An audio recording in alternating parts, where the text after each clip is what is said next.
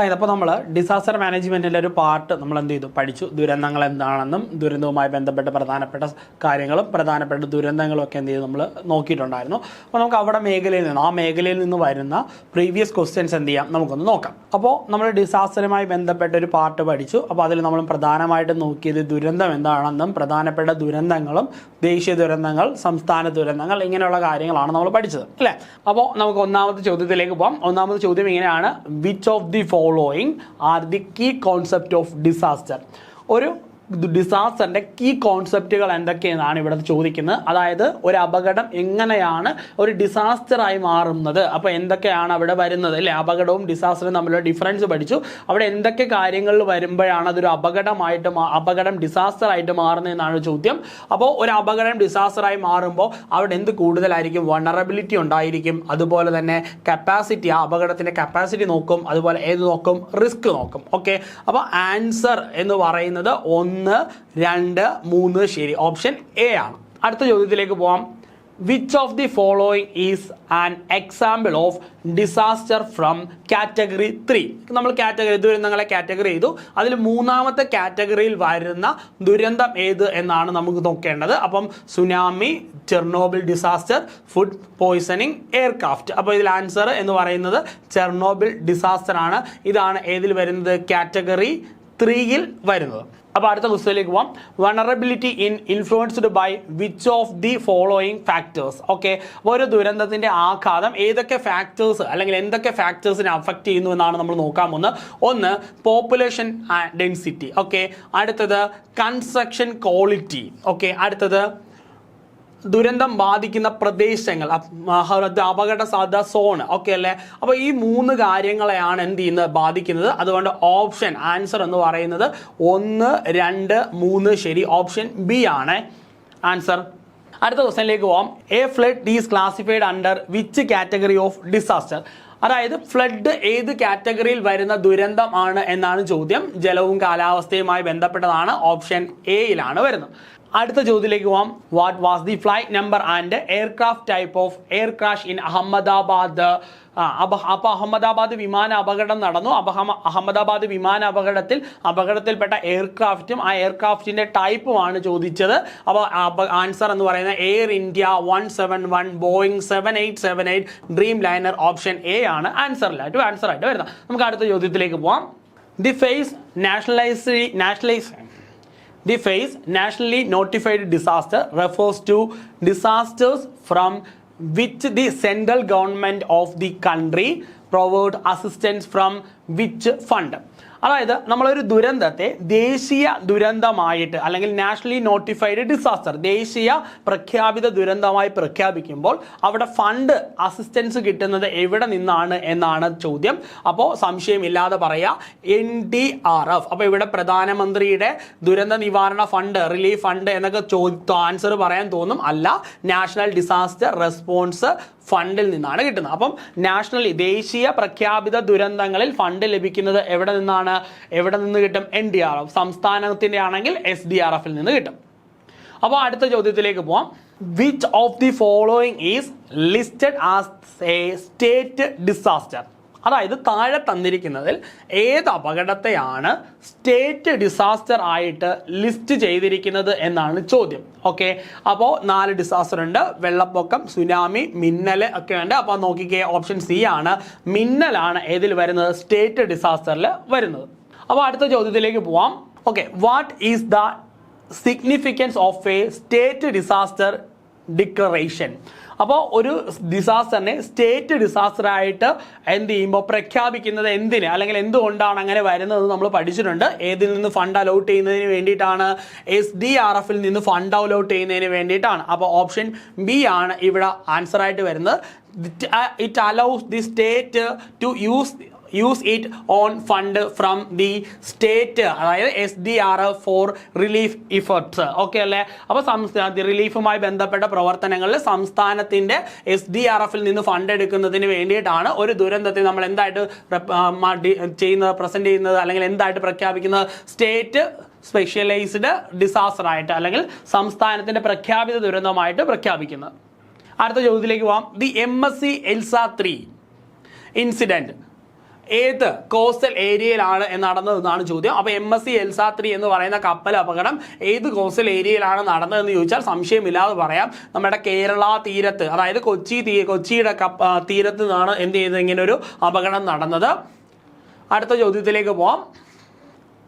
The van hi, അപ്പോൾ അടുത്ത ചോദ്യത്തിലേക്ക് പോവാം. The van hi 503 incident. അപ്പോൾ വാൻ ഹായ് 503 എന്ന് പറയുന്ന കപ്പൽ അപകടം ഇൻസിഡന്റിന്റെ ഡേറ്റ് ആണ് ഇവിടെ ചോദിച്ചിരിക്കുന്നത്. അപ്പോൾ വാൻ ഹായ് 503 എന്ന് പറയുന്ന കപ്പൽ അപകടത്തിന്റെ ഡേറ്റ് എന്ന് പറയുന്നത് 2025 ജൂൺ 9 ആണ്. ഓപ്ഷൻ സി ആണ്. അപ്പോൾ വാൻ ഹായ് കപ്പൽ അപകടം നടന്നത് ഓർത്തു വെച്ചിരിക്കുക 2005 ജൂൺ 9.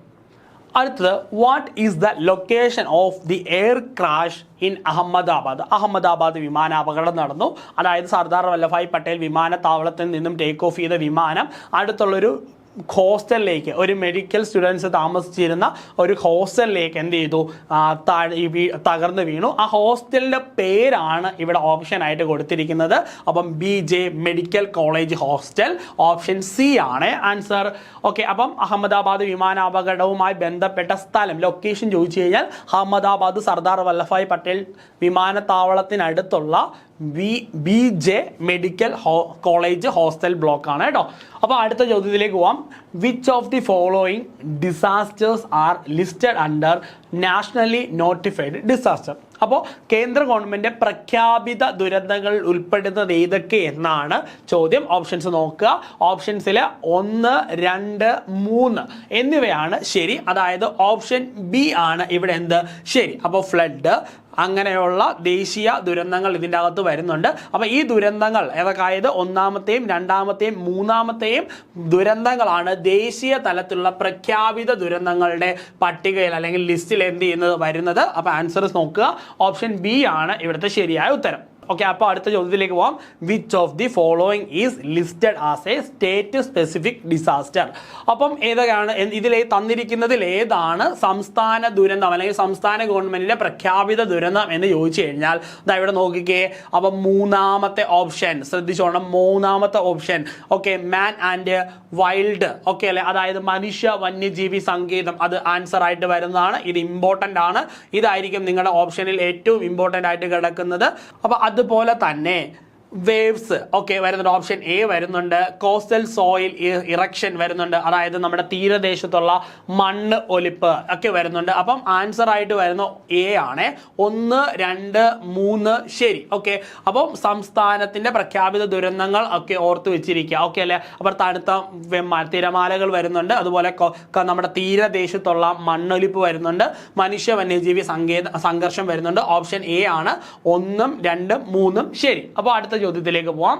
ഓക്കെ, അടുത്ത ചോദ്യത്തിലേക്ക് പോവാണ്. Which of the following is not listed as a category of disaster? നമ്മൾ ദുരന്തങ്ങളെ 5 കാറ്റഗറികളായിട്ട് തരംതിരിക്കുന്നുണ്ട്. ആ കാറ്റഗറിയിൽ ഉൾപ്പെടാത്ത ഡിസാസ്റ്റർ ഏതെന്നാണ് നമുക്ക് ഓപ്ഷൻസ് നോക്കാം. ഓപ്ഷൻ എ എർത്ത് സ്ട്രക്ചർ, ഭൂമിയുടെ ഘടന ഒരു സ്ട്രക്ചർ കാറ്റഗറിയിൽ ഉള്ളതാണ്. അടുത്ത് ബയോളജിക്കൽ കണ്ടീഷൻസ്, ഓക്കെ അതും നമ്മുടെ ഉള്ളതാണ്, ജൈവാവസ്ഥയുമായി ബന്ധപ്പെട്ടത്. ഓക്കെ അല്ലേ. അടുത്ത ആക്സിഡൻ്റൽ ഡിസാസ്റ്റേഴ്സ് ഓക്കെ അല്ലേ. അപ്പോൾ ആക്സിഡൻ്റൽ ഡിസാസ്റ്റേഴ്സ് എന്ന് പറഞ്ഞു കഴിഞ്ഞാൽ ചെറുതും വലുതുമായ അപകടങ്ങൾ. ആ ഒരു കാറ്റഗറിയിൽ നിങ്ങൾ എന്ത് ചെയ്താൽ മതി, കൂട്ടിയാൽ മതി. അപ്പോൾ നമുക്ക് അടുത്തൊരു ചോദ്യത്തിലേക്ക് പോവാം. Which of the following is not listed as a category of disaster എന്നാണ് ചോദ്യം. അപ്പോൾ അതിൽ ഒന്നാമത്തെ ഓപ്ഷൻ എ എർത്ത് സ്ട്രക്ചർ. അപ്പോൾ എർത്ത് സ്ട്രക്ചറുമായി ബന്ധപ്പെട്ട് എന്ത് ചെയ്യുന്നുണ്ട്, വരുന്നുണ്ട്, ഒരു സ്ട്രക്ചർ വരുന്നുണ്ട്. ഒന്നാമത്തെ കാറ്റഗറി എന്ത് ചെയ്യുന്നുണ്ട്, വരുന്നുണ്ട്. ഇനി ബയോളജിക്കലി എന്ന് പറയുന്നത് വരുന്നുണ്ട്. അതുപോലെ ആക്സിഡൻ്റൽ ഡിസാസ്റ്റേഴ്സ് എന്ന് പറയുന്നതും എന്ത് ചെയ്യുന്നുണ്ട്, വരുന്നുണ്ട്. അപ്പോൾ നമ്മൾ 5 കാറ്റഗറി പറയുമ്പോൾ ഈ ആക്സിഡൻ്റൽ ഡിസാസ്റ്റർ എന്ന് പറഞ്ഞ് നമ്മളൊരു കാറ്റഗറി പറഞ്ഞിട്ടില്ല. അത് നിങ്ങൾ എന്ത് ചെയ്യുക, ചെറുതും വലുതുമായ അപകടത്തിൽ എന്ത് ചെയ്യുക, ഉൾപ്പെടുത്തുക. ഓക്കെ, അപ്പോൾ ഇവിടെ ഉൾപ്പെടാത്ത ഓപ്ഷൻ ഡി ആണ്. അപ്പോൾ അടുത്തൊരു ചോദ്യത്തിലേക്ക് പോവാം. A cold wave is classified as a national disaster. Okay, അപ്പോൾ ഇതൊരു ദേശീയ ദുരന്തത്തിൽ അല്ലെങ്കിൽ കേന്ദ്ര ഗവൺമെന്റ് പ്രഖ്യാപിത ദുരന്തത്തിൽ ഉൾപ്പെടുന്നതാണ് തണുത്ത തിരമാലകൾ എന്ന് പറയുന്നത് അല്ലേ. അപ്പോൾ ഈ ദുരന്തം ഏത് കാറ്റഗറിയിലാണ് ഉൾപ്പെടുന്നത്? നമ്മൾ 5 കാറ്റഗറികളായിട്ട് തിരിക്കുന്നുണ്ട്. അപ്പോൾ തണുത്ത തിരമാലകൾ എന്ന് പറയുന്ന ഏത് കാറ്റഗറിയിലാണ് ഉൾപ്പെടുന്നതെന്ന് ചോദിച്ചു കഴിഞ്ഞാൽ നമുക്ക് ഈസി ആയിട്ട് പറയാം. അപ്പോൾ തണുപ്പ്, മഞ്ഞ് ഇതൊക്കെ വരുന്നത് കാലാവസ്ഥാ വ്യതിയാനം മൂലമാണ്. അപ്പം വെതർ റിലേറ്റഡ് എന്ന് ഓർത്താൽ മതി. വെതർ റിലേറ്റഡ് ആയിട്ടുള്ള ഡിസാസ്റ്റർ ആണ് ഏത്? തണുത്ത തിരമാല എന്ന് പറയുന്നത്. ഓക്കെ, അപ്പോൾ ആൻസർ വരുന്നത് ആൻസർ എ ആണ്, ഓപ്ഷൻ എ ആണ്. The nationality and type of the ship involved in the MSC Elsa 3 incident. അതായത് MSC Elsa 3 എന്ന് പറയുന്ന കപ്പൽ ഏത് നാഷണാലിറ്റി, ഏത് രാജ്യവുമായി ബന്ധപ്പെട്ട കപ്പൽ എന്നാണ് ചോദ്യം. അതായത് ഓരോ കപ്പലുകൾക്കും ഓരോ രാജ്യങ്ങളിൽ രജിസ്റ്റർ ചെയ്ത ഏതെങ്കിലും കമ്പനികളുടേതായിരിക്കും ഈ കപ്പലുകൾ. അപ്പോൾ ഈ കപ്പലുകൾക്ക് ഒരു ഫ്ലാഗ് ഉണ്ടായിരിക്കും. ആ ഫ്ലാഗ് വെച്ചിട്ടാണ് നമ്മൾ ഏത് രാജ്യം എന്ന് തീരുമാനിക്കുന്നത്. അപ്പോൾ MSC Elsa 3 എന്ന് പറയുന്ന കപ്പൽ ഒരു ലൈബീരിയൻ ഫ്ലാഗ് കണ്ടെയ്ൻ ചെയ്യുന്ന ഒരു കപ്പലാണ്. ഓക്കെ അല്ലേ? അപ്പോൾ ലൈബീരിയൻ ഫ്ലാഗ് വഹിക്കുന്ന ഒരു കപ്പലാണ് ഏത്? MSC Elsa 3. അപ്പോൾ ഓർത്തോണം, ഓപ്ഷൻ സി ആണ്. അപ്പോൾ ലൈബീരിയൻ കപ്പലാണ് ഏത്? MSC Elsa 3. ഓക്കെ അല്ലേ? അപ്പോൾ നമ്മുടെ വാൻഹായ് 503 ഉണ്ട്. വാൻഹായ് 503 ഒരു സിംഗപ്പൂർ ഫ്ലാഗ്ഡ് കപ്പലാണ് കേട്ടോ. അപ്പോൾ അടുത്ത ചോദ്യത്തിലേക്കാണ് നമ്മൾ പോകുന്നത്. Which of the following statement about state specific disaster in correct? Okay അല്ലേ? താഴെ തന്നിരിക്കുന്നതിൽ സ്റ്റേറ്റ്, സംസ്ഥാനത്തിന്റെ ദുരന്തം, സംസ്ഥാന ദുരന്തങ്ങളുണ്ട്, അതുമായി ബന്ധപ്പെട്ട് കറക്റ്റായ സ്റ്റേറ്റ്മെന്റ് ഏത്? അപ്പോൾ ഇതിൽ വേറൊന്നും നിങ്ങൾ ചിന്തിക്കേണ്ട കാര്യമില്ല. എവിടെ നിന്ന് ഫണ്ട് എടുക്കാം എന്ന് മാത്രം നിങ്ങൾ നോക്കിയാൽ മതി. എവിടെ നിന്നാണ് നമുക്ക് ഫണ്ട് എടുക്കാൻ പറ്റുന്നത്? സ്റ്റേറ്റ് ഡിസാസ്റ്റർ റെസ്പോൺസ് ഫണ്ടിൽ നിന്ന് നമുക്ക് റിലീഫിന് വേണ്ടി എന്തെടുക്കാം? ഫണ്ട് എടുക്കാം. അപ്പോൾ ആൻസർ ഓപ്ഷൻ സി ആണ്. ഓക്കെ, ആൻസർ ഏതാണ്? ഓപ്ഷൻ സി ആണ്. The state government can use the SDRF to provide relief. Okay അല്ലേ? അപ്പോൾ SDRF നിന്ന് റിലീഫിന് വേണ്ടിയിട്ട് നമുക്ക് എന്തെടുക്കാൻ പറ്റും? ഫണ്ട് എടുക്കാൻ കഴിയും. അപ്പോൾ അടുത്ത ചോദ്യത്തിലേക്ക് പോവാം. Epidemics and food poisoning comes under the which category of disaster? അപ്പോൾ ഏത് കാറ്റഗറിയിൽ ഉൾപ്പെടുന്ന ദുരന്തമാണ് എന്ത്? ഫുഡ് പോയ്സണിങ്ങും അതുപോലെ തന്നെ ഏത് എപ്പിഡമിക്, പകർച്ചവ്യാധികളും എന്ന് ചോദിച്ചാൽ ഒരു സംശയമില്ലാതെ നിങ്ങൾ ആൻസർ എഴുതണം. ബയോളജിക്കലി ഉള്ള ദുരന്തങ്ങളാണ്, അതായത് ബയോളജിക്കലി കണ്ടെയ്ൻ ചെയ്യുന്ന ദുരന്തങ്ങളാണ്. അതായത് ഓപ്ഷൻ സി, ജൈവാവസ്ഥയുമായി ബന്ധപ്പെട്ട ദുരന്തങ്ങളാണ്. ഓക്കെ അല്ലേ? സംശയം ഉണ്ടോടോ? അപ്പോൾ ഓക്കെ അല്ലേ? അപ്പോൾ അടുത്ത ചോദ്യത്തിലേക്ക് പോവാം. Which of the following is an A nationally notified disaster? Okay, അപ്പോൾ താഴെ തന്നിരിക്കുന്നതിൽ നാഷണലി നോട്ടിഫൈഡ് ഡിസാസ്റ്റർ ഏത് എന്നാണ് ചോദ്യം. അപ്പോൾ നമുക്ക് നേരെ ഓപ്ഷൻസിലേക്ക് പോവാം. ഓപ്ഷനിൽ ഒന്നാമത് കൊടുക്കുന്നത് കോസ്റ്റൽ സോയിൽ ഇറക്ഷൻ, അതായത് നമ്മുടെ ഇറക്ഷൻ. അപ്പോൾ ഓപ്ഷൻ എയിൽ കിടക്കുന്ന കോസ്റ്റൽ സോയിൽ ഇറക്ഷൻ ആണ്. അപ്പോൾ നമ്മൾ നോക്കിക്കേ, തീരദേശ മണ്ണൊലിപ്പ് സ്റ്റേറ്റ് ഡിസാസ്റ്ററിൽ വരുന്നതാണ്. അടുത്തത് സ്ട്രോങ് ആയിട്ടുള്ള വിൻഡ്, ഓക്കെ, ശക്തമായ കാറ്റ്, ഓക്കെ, അതും സ്റ്റേറ്റിൻ്റെ ഇതിൽ വരുന്നതാണ്. സ്നോഫോൾ, മഞ്ഞുമായി ബന്ധപ്പെട്ട് വരുന്നതും ഏതിൽ വരുന്നതാണ്? സ്റ്റേറ്റുമായി ബന്ധപ്പെട്ട് വരുന്നതാണ്.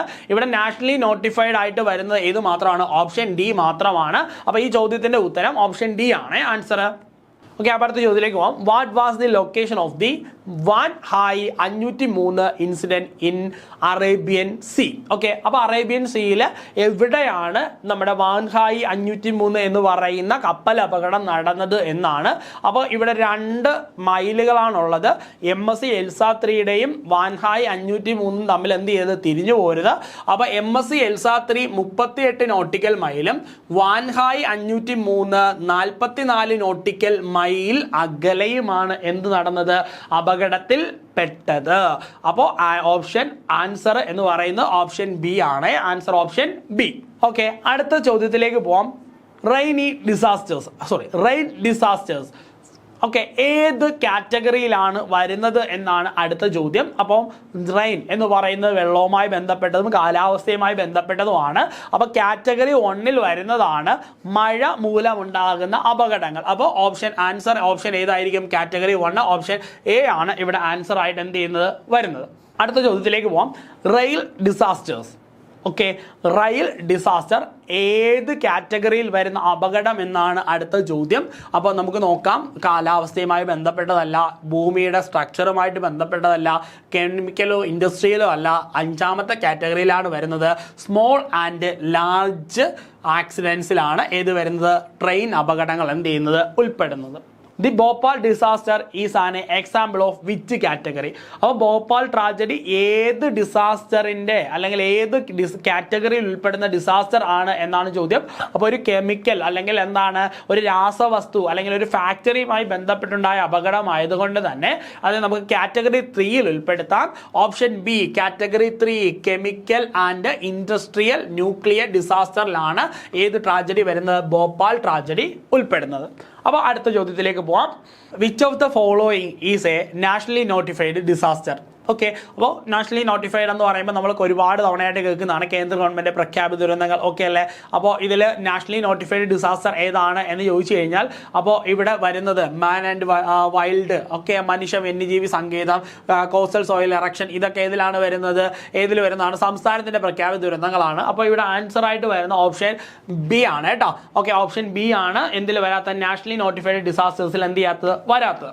ഓക്കെ, അപ്പോൾ അടുത്ത ചോദ്യത്തിലേക്ക് പോവാം. Which of the following is an A state specified disaster? അപ്പോൾ താഴെ തന്നിരിക്കുന്നതിൽ സ്റ്റേറ്റ് സ്പെസിഫൈഡ് ഡിസാസ്റ്റർ ഏത് എന്ന് ചോദിച്ചു കഴിഞ്ഞാൽ ഓപ്ഷൻ സി ആണ്. ശക്തമായ കാറ്റ്, സ്ട്രോങ് ആയിട്ടുള്ള വിൻഡ്. ഓക്കെ അല്ലേ? ഓപ്ഷൻ സി ആണ് answer.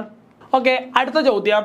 Disaster R classified into how many categories? എത്ര കാറ്റഗറികളായിട്ടാണ് ഡിസാസ്റ്ററിനെ ക്ലാസിഫൈ ചെയ്തിരിക്കുന്നത് എന്ന് ചോദിച്ചു കഴിഞ്ഞാൽ നമ്മൾ ആദ്യം മുതലേ പറയുന്നതാണ് എത്ര കാറ്റഗറിയാണ്? 5 കാറ്റഗറി. അപ്പോൾ ആൻസർ ഓപ്ഷൻ സി ആണ്. ഓക്കെ, അടുത്ത ചോദ്യത്തിലേക്ക് പോകാം. Which of the following is an example of disaster from category 5? അപ്പോൾ കാറ്റഗറി 5ൽ വരുന്ന ഡിസാസ്റ്റർ ഏതൊക്കെ എന്നാണ് നമുക്ക് നോക്കേണ്ടത്. അപ്പോൾ ചെറുതും വലുതുമായ അപകടങ്ങളാണ് ഏതിൽ വരുന്ന? കാറ്റഗറി 5ൽ എന്ത് ചെയ്യുന്ന ഉൾപ്പെടുന്നത്. അപ്പോൾ ഇവിടെ ആൻസർ ആയിട്ട് വരുന്നത് 3 ദുരന്തങ്ങളും ഏതിൽ വരും? കാറ്റഗറി 5ൽ വരുന്നത് തന്നെയാണ്. 1, 2, 3 എന്ത് ചെയ്യാനാണ്? ശരി തന്നെയാണ്. അപ്പോൾ ഇവിടെ ആൻസർ ഓപ്ഷൻ ഡി ആണ്. ഓക്കെ, അപ്പോൾ ചോദ്യം ഇങ്ങനെയാണ്. Which of the following under nationally notified disaster? Okay, അപ്പോൾ നാഷണലി നോട്ടിഫൈഡ് ഡിസാസ്റ്റർ ഏത് എന്നാണ് ചോദ്യം. ഓക്കെ, അപ്പോൾ ഇവിടെ നോക്കിക്കേ. കോസ്റ്റൽ സോയിൽ ഇറക്ഷൻ, അതായത് തീരദേശത്തെ മണ്ണൊലിപ്പ്, ലൈറ്റനിങ്, മിന്നൽ, ഓക്കെ, മാൻ ആൻഡ് വൈൽഡ് അല്ലെങ്കിൽ മനുഷ്യനും വന്യജീവികളും തമ്മിലുള്ള സംഘർഷം, ഇതൊക്കെ നമുക്കറിയാം സ്റ്റേറ്റിൽ വരുന്നതാണ്. അതുകൊണ്ട് തന്നെ ആൻസർ ഡി ആണ് എന്ത് ചെയ്യുന്നത്? എന്തായിട്ട് വരുന്നത്? നാഷണലി നോട്ടിഫൈഡ് ഡിസാസ്റ്ററിലായിട്ട് വരുന്നത്. അപ്പോൾ അടുത്ത ചോദ്യത്തിലേക്ക് പോകാം. An a disaster tsunami come under the which category? Tsunami ഉൾപ്പെടുന്ന ഏത് കാറ്റഗറി എന്നാണ് ചോദ്യം. അപ്പോൾ ഓർത്ത് വെച്ചിരിക്കുക. എർത്ത് സ്ട്രക്ചറുമായിട്ട് ഓപ്ഷൻ ബി ആണ്. എർത്ത് സ്ട്രക്ചറുമായി ബന്ധപ്പെട്ട് വരുന്ന ദുരന്തമാണ് ഏത്? സുനാമി. ഓക്കെ, അടുത്ത ചോദ്യത്തിലേക്ക് പോവാം. Which of the following statement about the air crash in Ahmedabad are correct? Okay, അപ്പോൾ താഴെ തന്നിരിക്കുന്നതിൽ അഹമ്മദാബാദ് വിമാനാപകടവുമായി ബന്ധപ്പെട്ട കറക്റ്റായ പ്രസ്താവന ഏത് എന്നാണ് എന്ത് ചോദ്യം. ഓക്കെ, അപ്പം അഹമ്മദാബാദിൽ നിന്ന് ലണ്ടനിലേക്ക് പോയ വിമാനമാണ് ഓപ്ഷൻ എ. അഹമ്മദാബാദിൽ നിന്ന് ലണ്ടനിലേക്ക് പോയ വിമാനമാണ് ശരിയായ ഉത്തരം. ഓക്കെ അല്ലേ? ഇനി ക്രാഷ് ആയത് 2025 ജൂൺ 12 ശരിയായ സ്റ്റേറ്റ്മെന്റ് ആണ്. ഇനി എയർക്രാഫ്റ്റ് എന്ന് പറയുന്നത് ബോയിങ് 7878 ഡ്രീം ലൈനർ ആണ് ശരിയായ ഉത്തരം. അപ്പോൾ ഓപ്ഷൻസ് 3 സ്റ്റേറ്റ്മെന്റുകളും ശരിയാണ്. അപ്പോൾ ഓപ്ഷൻ ഡി 1, 2, 3 ശരി. Okay, which of the following is A state specific disaster? Okay അല്ലേ? അപ്പോൾ സ്റ്റേറ്റ് സ്പെസിഫിക് ഡിസാസ്റ്റർ ഏത് എന്നാണ് ഇവിടുത്തെ എന്ത് ചോദ്യം. ഓക്കെ അല്ലേ? അപ്പോൾ സൈക്ലോൺ ഉണ്ട്. ഓക്കെ അല്ലേ? അങ്ങനെ പല സോയിൽ പൈപ്പിംഗ് ഉണ്ട്. അപ്പോൾ ഇതിൽ സംസ്ഥാനത്തിന്റെ ഡിസാസ്റ്റർ ആയിട്ട് വരുന്നത് ഏതാണ്? അപ്പോൾ ഇതിൽ ആൻസർ ആയിട്ട് വരുന്ന ഓപ്ഷൻ ബി ആണ്. സോയിൽ പൈപ്പിംഗ് ആണ് എന്ത് ചെയ്യുന്നത് ഇവിടെ ആൻസർ ആയിട്ട് എന്ത് ചെയ്യുന്നത് വരുന്നത്. ഓക്കെ, അടുത്ത ചോദ്യം. Which of the following is listed as an example of disaster related to biological conditions? Okay, അപ്പോൾ കാറ്റഗറി 4ൽ വരുന്ന ജൈവാവസ്ഥയുമായി ബന്ധപ്പെട്ട് വരുന്ന ദുരന്തം ഏത് എന്നാണ് ചോദ്യം. ഓക്കെ അല്ലേ? അപ്പോൾ 1, 2 തന്നിട്ടുണ്ട്. എപ്പിഡമിക്, അതുപോലെ ഫുഡ് പോയിസണിങ്. അപ്പോൾ ഇത് രണ്ടും ഏത് കാറ്റഗറിയിൽ ഉൾപ്പെടുന്നത് തന്നെയാണ്? ബയോളജിക്കലി ഉള്ളത് തന്നെയാണ്. അപ്പോൾ ആൻസർ 1ഉം 2ഉം ശരി. ഓപ്ഷൻ സി ആണ് ഇവിടെ ആൻസർ ആയിട്ട് എന്ത് ചെയ്യുന്നത് വരുന്നത്. Option C. ഓക്കെ, അപ്പോൾ ഇത്രയും മോഡൽ ക്വസ്റ്റ്യൻസ് ആണ് ഈ മേഖലയുമായി ബന്ധപ്പെട്ട് പറയാനുള്ളത്. അപ്പോൾ ഈ കാര്യങ്ങളൊക്കെ വ്യക്തമായി പഠിച്ചെടുക്കുക. ഡിസാസ്റ്റർ മാനേജ്മെന്റിലെ ഏറ്റവും പ്രധാനപ്പെട്ട ഒരു മേഖലയാണ് നമ്മൾ പഠിച്ചു മാറ്റിയത് ദുരന്തങ്ങൾ. ഓക്കെ അല്ലേ? അപ്പോൾ ഈ ദുരന്തങ്ങൾ എന്ന് പറയുന്ന മേഖലയിൽ നിന്ന് വരാൻ സാധ്യതയുള്ള മുഴുവൻ മോഡൽ ക്വസ്റ്റ്യൻസും നമ്മൾ നോക്കി തീർത്തിട്ടുണ്ട്. അപ്പോൾ കൃത്യമായിട്ട് ഇവയൊക്കെ പഠിച്ചെടുക്കാം. ശരി, നന്ദി.